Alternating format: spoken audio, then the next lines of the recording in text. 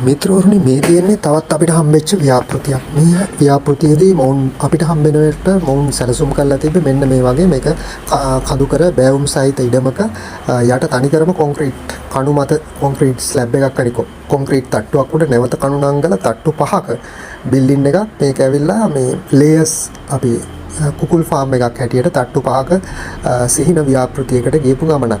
එතකොට හදිසියෙම ඒ ව්‍යාපෘතිය අසාර්ථක වෙලා අපිට හම්බෙනකොට උන් කුඩා පරිමාණයෙන් බිම්මල් වගා කරනවා. දැන් අපි බලාපොරොත්තු වෙනවා නුදුරු අනාගතයේදී මෙම කුකුල් ෆාම් එකකට සැලසුම් කරන ලද මෙම බිල්ඩින් එක නැවත බිම්මල් වගාවට සුදුසු ආකාරයට සකස් කරලා මේ ලාභදායී ව්‍යාපෘතියක් බවට පත් කරන්න. ඒ සඳහා අවශ්‍ය සියලුම සැලසුම් සකස් කරලා ඉවරයි. දැනටත් ඊට අදාළ වැඩ ක්‍රියාත්මක වෙමින් පවතිනවා. ඉතින් අසාර්ථකත්වයේ කියන දේ අපි හොඳින් දැකලා තියෙනවා.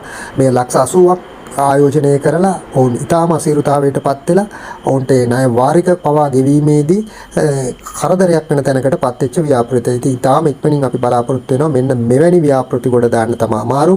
එවැනි ව්‍යාපෘති රැසක් මේ වෙනකොට අපි නැවත ලාභදායී ව්‍යාපෘති බවට පත් කරලා තියෙනවා. ඉතින් ඕගොල්ලෝගේ ව්‍යාපෘති ඒ තත්ත්වයට අසාර්ථක වෙලා තියෙනවා නම් අපිට බාර දෙන්න අපි විසින් එය බිම්මල් වගා ව්‍යාපෘති මගින් නැවත ඔබට ආදායම් උත්පාදනය වෙන සාර්ථක ව්‍යාපාරයක් ගොඩනැගීමට අවශ්‍ය සියලුම පහසුකම් ලබා දීම සිදු කරනු ලබනවා.